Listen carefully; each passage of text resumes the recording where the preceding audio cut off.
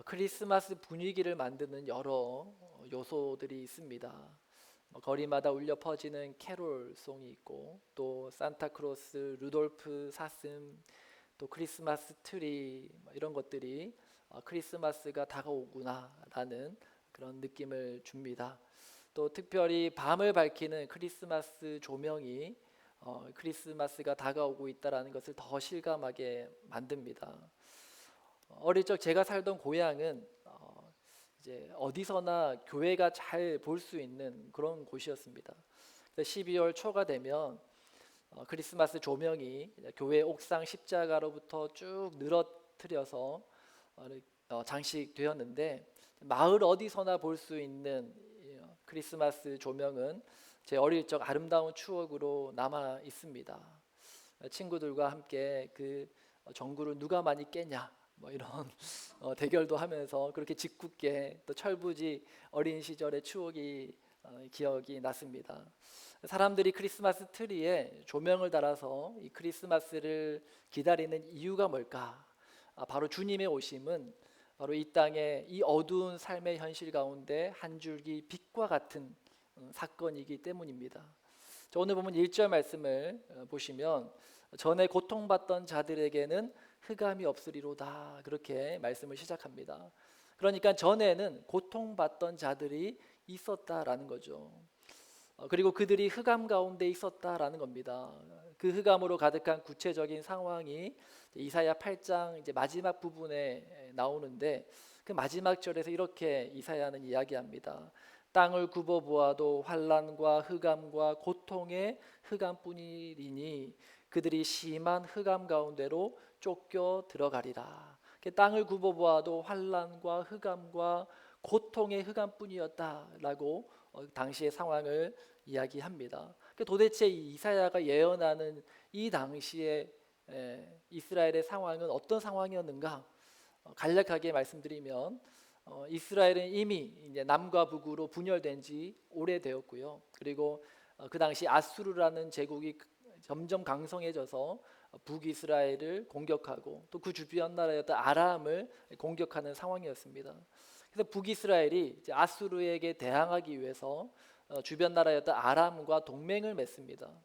자, 그리고 형제 나라인 유다에게 가서 너도 와서 좀 도와라 했더니, 당시 유다의 왕은 그 북이스라엘의 제안을 거절합니다. 열받은 북이스라엘이 어떻게 했을까요? 아람과 연합해서 유다를 공격하죠.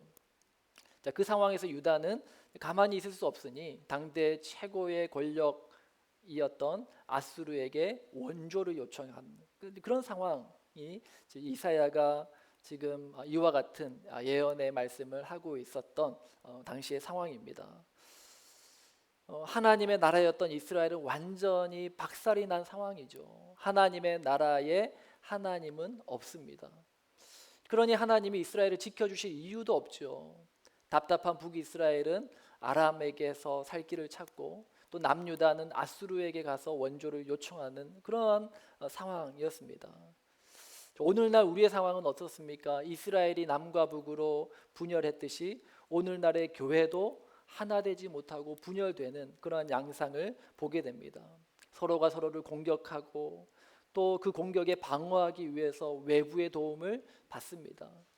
사도 바울은 고린도 교회에게 너희끼리 생기는 분쟁과 관련해서는 세상 법정에 가지고 가지 말라, 그렇게 당부를 했건만은 오늘날의 교회에서 생기는 여러 분쟁과 또 이 분열을 해결하기 위해서 법정 공방이 이어지는 것을 심심찮게 보지 않습니까?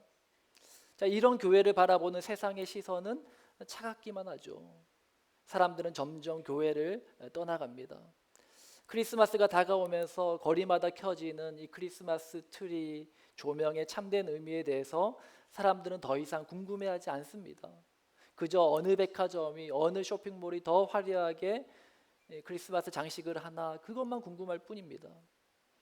세상에서 크리스마스에는 이제 메리 크리스마스라는 인사를 하지 말고 해피 홀리데이라고 하자, 그렇게 이야기까지 합니다. 자, 이와 같은 암울한 상황 속에서 교회와 성도는 무엇을 해야 되는가? 자, 이런 상황을 해결하기 위해서 더 많이 모여서 우리가 기도하고 또 예배하고 전도해야 될까요? 오늘 이사야 선지자는 이와 같은 암흑과 같은 세상 속에서 한 줄기 빛이 비춰지게 될 것이라는 예언을 합니다. 오늘 2절 말씀인데요. 2절 말씀 우리 함께 읽습니다. 시작. 흑암에 행하던 백성이 큰 빛을 보고 사망의 그늘진 땅에 거주하던 자에게 빛이 비치도다. 여기서 우리가 주목하고 싶은 것은 빛이 땅에서 솟아났다거나 그 빛이 저절로 그 안에서 생겨난 게 아니라 빛이 비추어졌다라고 이야기한다라는 것입니다. 빛이 외부에서 들어와 어둠을 밝힌다라는 것이죠. 이 빛은 내부의 열심이나 노력으로 만들어진 빛이 아닙니다. 외부에서 새롭게 들어온 빛이 어두운 땅을 환하게 비치고 있는 것이죠. 인간에게는 스스로 구원할 힘이 없다라는 뜻입니다. 자신들이 처한 상황을 스스로 해결해 보려고 북이스라엘은 아람과 동맹을 맺고 남유다는 아수르에게 원조를 요청하지만 오히려 상황을 더 악화시킬 뿐이다라는 것이죠. 태평양 바다 한가운데 빠져 죽어가는 사람을 살릴 수 있는 것은 물 밖에 있는 사람이지 물 안에 같이 빠져가는 사람이 아니라는 것입니다. 어둠의 세상에서 빠져나올 수 없는 우리에게 하나님께서는 한 줄기 빛을 비춰주십니다. 자, 오늘 본문은 그 빛이 가져오게 될 세 가지 결과에 대해서도 우리에게 말씀을 합니다.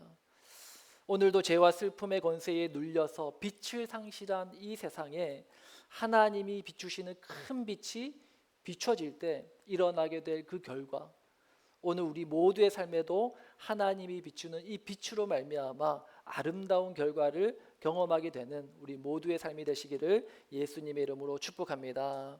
오늘 본문 3절 말씀, 하나님이 비추는 빛이 우리로 하여금 회복하게 하는 것이 무엇인가? 3절 말씀 우리 함께 읽습니다. 시작. 주께서 이 나라를 창성하게 하시며 그 즐거움을 더하게 하셨으므로 추수하는 즐거움과 탈취물을 나눌 때의 즐거움 같이 그들이 주 앞에서 즐거워하오니. 하나님이 비추시는 이 빛이 임하면 첫 번째로 기쁨이 회복된다라고 성경은 말씀합니다. 구체적으로 무슨 기쁨이 회복되느냐?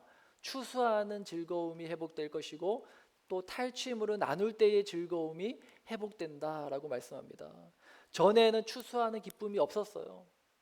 씨를 뿌리고 농사를 짓지만 노력하고 수고한 만큼의 열매를 맺지 못했습니다. 열심히 농사하고 땀을 흘려 수확하면 뭐합니까? 전쟁 한번 나면 모든 씨가 말라버리는 거예요. 온 땅이 폐허가 되어버리는 겁니다. 우리의 삶에도 이와 같은 열매가 메마르는 상황을 마주할 때가 있습니다. 통장의 잔고가 떨어져 가는 거죠. 일을 멈춘 게 아니에요. 열심히 일을 합니다. 그런데 사건, 사고 한번 터지면 나가야 될 돈이 산더미 같은 겁니다. 통장 잔고로 돈이 쌓이지 않고 나가기만 하는 거죠. 다음 달에는 또 어떻게 먹고 살아야 되나 막막한 겁니다. 뭔가를 열심히 하기는 하는데 성과가 없어요. 밑 빠진 독에 물 붓는 것 같은 그런 기분이 들 때가 있습니다. 언제 내 인생에도 풍성한 열매를 맺게 될지 까마득한 것이죠. 자, 그리고 전쟁에서 이기는 기쁨을 맛본 지가 언제인지도 까마득합니다. 항상 패배의 연속이에요. 실패의 연속입니다. 사업에 도전했고 또 취업에 도전했지만 내가 원하는 결과를 얻지 못하는 겁니다. 도저히 안 되니까 손을 내밀어서는 안 될 아수르에게까지 손을 내미는 거예요. 잠깐 숨통은 트일지 모이지만 결과는 더 암울해지는 거예요. 우리가 드라마나 영화 같은 거 보면은 너무 힘들어서 이전에 끊었던 그 나쁜 일을 다시 하는 주인공의 모습을 보거나 또는 헤어진 옛 애인에게 도움을 구한다든지 그런 뭐 말도 안 되는 스토리를 보지 않습니까? 얼마나 힘들었으면 저렇게까지 할까라는 생각이 들지만 그러나 그런 쉬운 길을 보다는 차라리 힘든 길을 택하는 게 더 나았을 거다라는 그런 것을 보게 됩니다. 그런 암울하고 힘든 상황에 하나님의 빛이 비춰지면 대반전의 역사가 일어난다라는 거예요. 이 나라의 전쟁이 그치고 이제는 다시금 농사가 시작됩니다. 씨를 뿌리고 땀을 흘린 것에 몇 배의 결실이 맺혀지게 되더라는 겁니다. 전에는 전쟁만 하며 패배했는데 이제는 승리케 하시는 하나님의 은혜를 경험하게 되는 것입니다. 이와 같은 추수하는 기쁨, 승리의 기쁨이 우리 삶 가운데 회복되는 은혜가 있기를 주님의 이름으로 축복합니다. 아멘. 자, 두 번째로 하나님의 큰 빛이 비춰질 때 어떤 결과가 일어날까요? 4절 말씀 우리 함께 읽습니다. 시작. 이는 그들이 무겁게 맨 멍에와 그들의 어깨의 채찍과 그 압제자의 막대기를 주께서 꺾으시되 미디안의 날과 같이 하셨음이니이다. 그들이 무겁게 맨 멍에, 그들의 어깨의 채찍, 그 압제자의 막대기를 꺾으시겠다라는 거예요. 세상의 거대한 힘 앞에 굴복하고 매여 있는 그 이스라엘 백성들로 하여금 자유케 하시겠다라는 약속의 말씀입니다. 그들이 무겁게 맨 멍에가 무엇입니까? 세상을 살아가려면요 반드시 매야 하는 무거운 짐이 있어요. 먹고 살려면 이 짐을 지지 않을 수가 없습니다. 생계에 대한 부담이에요. 세상은 우리에게 소리칩니다. 먹고 살려면 더 무거운 짐을 지라. 안 그러면 너희 가족 다 길거리에 나앉게 될 거야. 그 무거운 짐을 지기 힘들어서 스스로 목숨을 끊는 경우도 얼마나 많습니까? 한국의 1997년 IMF 때 일가족 자살 사건이 28건이나 되었다고 합니다. 지금도 어딘가에선 이 세상이 지우는 무거운 멍에로 인하여 이 비극적인 일들이 계속해서 일어나고 있습니다. 그들의 어깨에 채찍, 달리는 말에게 채찍을 때려요. 왜요? 더 빨리 달리라고, 더 열심히 뛰라고.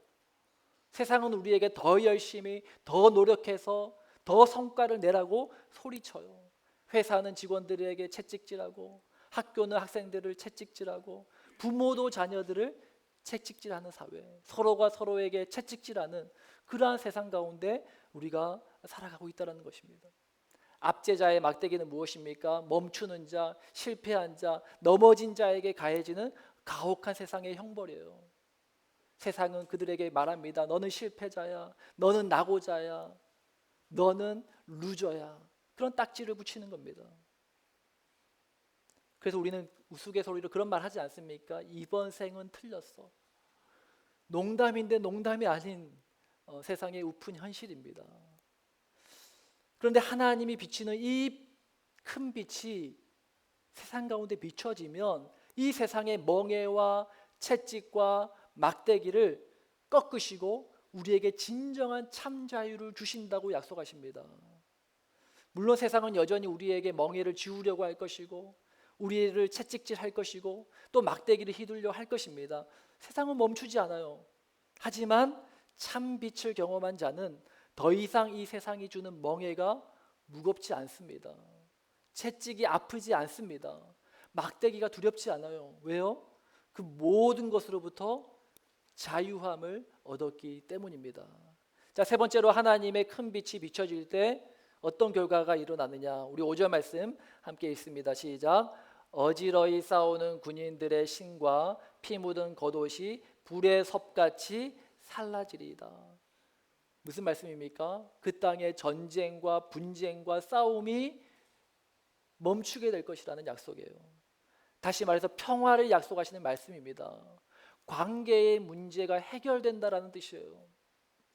이스라엘이 남과 북으로 분열되어 서로 싸우듯이 한 집안 식구끼리 서로 싸우고 부부간에 싸우고 부모 자식 간에 싸우고 교회 안에 지체끼리 서로 으르렁거리고 이 모든 분쟁의 상황이 하나님의 큰 빛이 비춰질 때 평화로 바뀌게 될 것이라고 약속하시는 겁니다. 여러분들이 이 가운데 무엇이 가장 힘드십니까? 통장의 잔고가 떨어지는 것이 힘드십니까? 아니면 이 세상에서 낙오되는 것, 실패하는 것, 이것이 가장 두려우십니까? 아니면 관계에서 어려움을 겪는 것이 어려우십니까? 저는 생각해 보니 저희 개인적으로는 관계가 힘든 게 가장 스트레스인 것 같아요. 돈 없으면 좀 안 먹고 뭐 안 입고 살면 되죠. 또 실패나 성공에는 별로 큰 감흥이 없습니다. 이런 것들은 제 마음에 별로 큰 타격을 주지 못해요. 그런데 사람과의 관계에 문제가 생기거나 어떤 인간관계에 큰 벽이 있는 것과 같은 느낌을 받을 때 너무 마음이 괴롭고 힘듭니다. 이건 뭐 아마 사람마다 다 다를 것 같습니다. 근데 하나님께서는 이렇게 연약하고 깨어지기 쉬운 우리에게 무엇을 주신다고요? 기쁨을 주시고 자유를 주시고 평화를 주실 것이다 라고 선포하죠. 오늘 이 약속의 말씀이 우리에게 그대로 성취되길 주님의 이름으로 축복합니다. 우리 인생에 우리를 붙잡아 짓누르고 있는 그 흑암의 문제가 하나님이 비추는 큰 빛 앞에 그 힘을 잃어버리게 되길 예수님의 이름으로 축복합니다. 자, 그러면 도대체 어떻게 그 일을 하나님께서 이루시겠다라는 걸까? 흑암 가운데 큰 빛이 비친다. 어떤 상징적인 의미는 알겠는데 너무 추상적이지 않습니까? 자, 그러면 구체적으로 무엇이 큰 빛이고 무엇으로 우리에게 기쁨을 주시고 자유를 주시고 화평을 주신다라고 말씀하는 겁니까? 6절 말씀이죠. 6절 말씀을 함께 읽겠습니다. 시작. 이는 한 아기가 우리에게 낳고 한 아들을 우리에게 주신 바 되었는데 그의 어깨에는 정사를 메었고 그의 이름은 기묘자라 모사라 전능하신 하나님이라 영존하시는 아버지라 평강의 왕이라 할 것임이라. 아멘. 한 아기를 태어나게 하심으로 그 일을 이루시겠다라는 거예요. 이것이 크리스마스의 기적입니다. 그러면 그 아기가 누구이길래 그 일을 행할 수 있을까요? 아들이라는 거예요. 한 아들을 우리에게 주셨대요. 하나님의 독생자입니다. 하나님의 하나밖에 없는 아들이에요. 그 하나밖에 없는 아들을 우리에게 주신 바 되었다라는 걸 말씀합니다. 예수님은 하나님이 우리에게 값없는 은혜로 주신 선물이라는 거예요. 여러분, 동방 박사들이 예수님께 가져온 예물을 드리지 않습니까? 하나님의 그 은혜에 대한 감사의 반응이었죠. 크리스마스가 되면 서로가 서로에게 선물을 주고 평소에 또 사랑을 표현하지 못했던 것들을 표현하지 않습니까? 우리가 매년 크리스마스에 이제 선물 교환을 했는데 올해는 선물 교환을 하지 않고 저희가 이제 25일에 키위 교회에서 이제 함께 예배 드릴 때 그분들에게 나눠줄 구디백을 이렇게 준비해서 나누려고 합니다. 여성교회에서 준비하는데 모든 성도님들이 함께 동참했으면 좋겠어요. 우리 자녀들에게도 같이 구디백을 준비하면서 왜 우리가 이 일을 하는지, 왜 우리가 이 크리스마스에 구디백을 준비해서 또 선물을 나눔으로 그렇게 사랑을 표현하는지, 하나님이 우리에게 값없이 주신 은혜에 대한 반응으로서 우리가 서로에게 사랑을 표현하는 거야. 그 크리스마스의 의미를 되새기는 그러한 좋은 계기가 될 수 있길 바랍니다. 그리고 그 어깨에 정사를 메었대요. 정사가 무엇입니까? 정치, 정책, 통치를 말하는 거예요. 하나님 나라를 회복시키시고 그 나라의 백성에게 기쁨과 자유와 평화를 회복하기 위한 예수님의 정책이에요. 그의 이름이 기묘자라 모사라 원더풀 카운셀러래요. 훌륭한 조언자가 되시는 겁니다. 제갈량과 비교도 안 될 지혜자가 우리 예수님이시라는 거예요. 그분이 내 곁에 있으면 실패가 아닌 거예요. 패배가 아닌 겁니다. 실수할 수 있죠. 사업에 실패할 수도 있죠. 하지만 주님이 나와 함께 하시는 한 그 실수가 그 실패가 아니라는 거예요. 부활의 주님으로 인하여 언제든지 다시 일어날 힘을 얻습니다. 그분은 전능하신 하나님이시라고 말씀합니다. 그런데 그분이 영존하시는 아버지래요. 여러분, 일론 머스크, 젠슨 황, 또 이런 빌 게이츠, 이들이 아무리 돈이 많고 능력이 있어도 내가 힘들 때 이분이 땡전 한 푼 도움을 줄 수 있습니까? 전혀 도움이 안 돼요. 왜요? 그분들이 아무리 능력이 많아도 나와 아무런 관계가 없잖아요. 하나님이 아무리 전능하셔도 나와 아무런 관계가 없다면 그 전능하심은 나와 아무런 상관이 없는 겁니다. 그런데 놀랍게도 그 전능하신 하나님이 우리의 영존하시는 아버지가 되신대요. 그 아버지가 자식을 대신하여 무거운 멍에를 지신 겁니다. 세상의 채찍을 대신 맞으시는 거예요. 우리가 져야 할 그 죄의 짐을 그분이 대신 지십니다. 우리가 당해야 될 그 죄의 형벌을 하나님의 독생자 예수 그리스도께서 대신 감당하시는 겁니다. 왜요? 그분이 우리의 아버지 되시기 때문에. 자녀에게 자유를 주시기 위해서 전능하신 하나님이 친히 종이 되셔서 십자가를 지신 겁니다. 아기 예수가 세상에 태어나실 때 천사들이 노래했습니다. 지극히 높은 곳에서는 하나님께 평화요, 땅에서는 하나님이 기뻐하시는 사람들 중에 평화로다. 주님이 이 땅에 평화를 주시기 위해 오셨다라는 거예요. 주의 십자가는 우리와 하나님과의 끊어진 관계를 다시금 이어주는 능력이 됩니다. 뿐만 아니죠. 더 나아가서 서로 깨어진 우리와의 관계, 서로 간에 깨어진 관계를 회복시키는 능력 또한 십자가 안에 있다고 성경은 말씀합니다. 십자가 복음 안에 평화의 비밀이 숨어 있다는 것입니다. 십자가 복음을 깨달으면 우리가 서로를 사랑할 힘을 얻게 되는 거예요. 나와 다른 사람을 품을 마음의 넉넉함을 가지게 되는 것입니다. 왜요? 하나님과 원수되었던 나를 품으신 그 십자가의 사랑이기 때문이에요.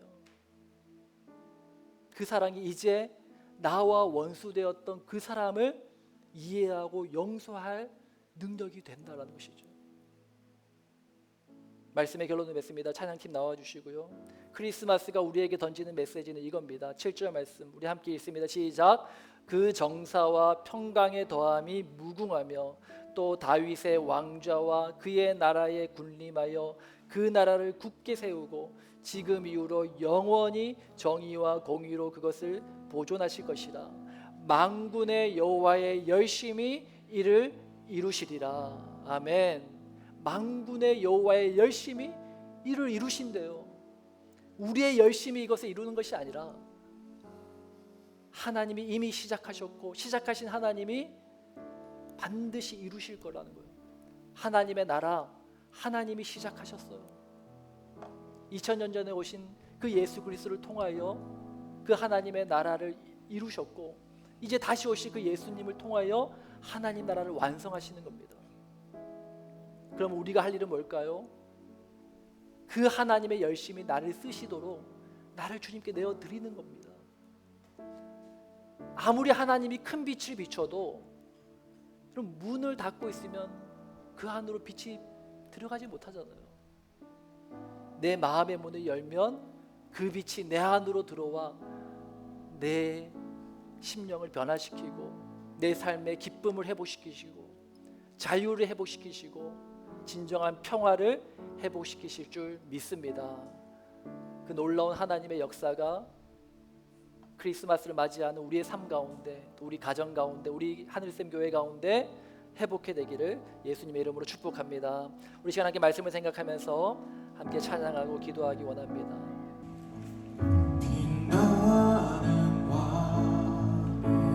영광의 주님, 영광의 주님, 온 땅 기뻐하라, 온 땅 기뻐하라, 온 땅 기뻐하라, 온 땅 기뻐하라. 광채의 옷 입고, 광채의 옷 입고, 어두움 물리쳐, 어두움 주님 내 삶 가운데 모든 어두움을 물리쳐 주십시오. 우리 원수를 향해서 선포합니다.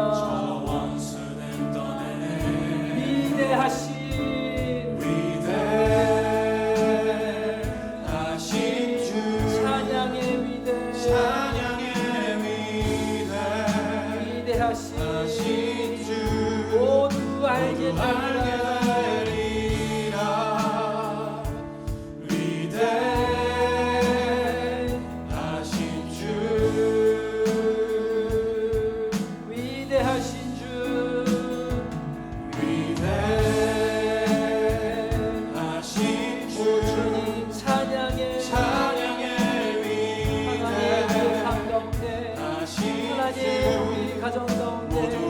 영광의 빛을 비춰주셔서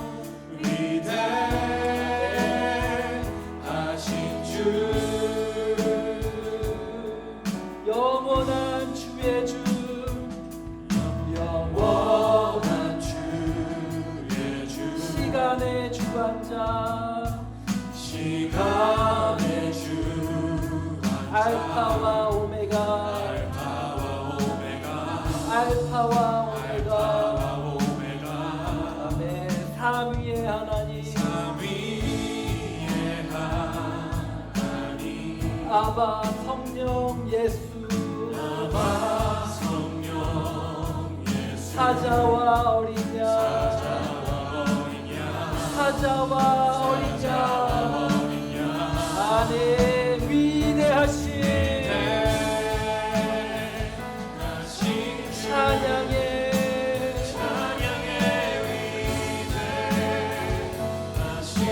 모두 알게 되니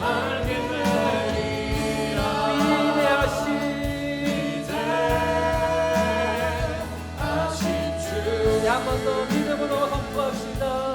위대하신 주 위대하신 주 찬양의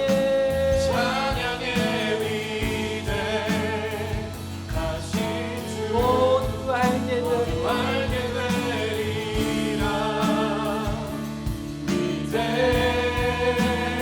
위대하신 주 모든 이름 위에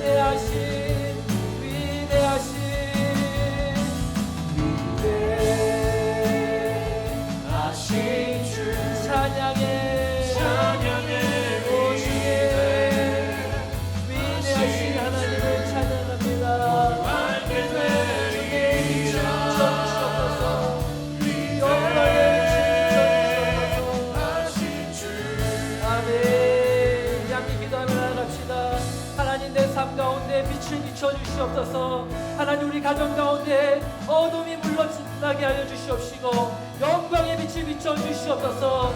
예수 생명의 빛이 예수 소망의 빛이 우리 삶 가운데 다시 비춰지게 하여 주시옵소서. 이제 함께 말씀을 생각하며 주님의 영광의 빛을 고대하면서 기도하며 나가겠습니다.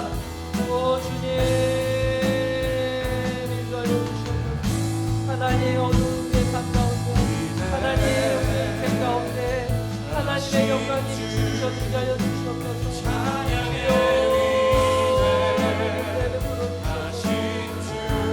하나님 어둠을 밝힌 유일한 힘이 예수님이십니다. 하나님 주저 앉아있는 우리를 다시 일으키는 능력이 예수 그리스도의 이름의 능력이 있습니다. 치료자라 보호사라 원덕 카운셀러 되시는 위대한 하나님 되시는 우리의 저격자 되시는 하나님 예수 그리스도 주님이 나와 함께하시며 주님이 내 인생을 지켜주시며 우리는 실패하지 않습니다. 우리는 좌절하지 않습니다. 우리는 다시 일어설 수 있습니다. 주여 부활의 영광 되신 아버지 우리의 참 소망 되신 주님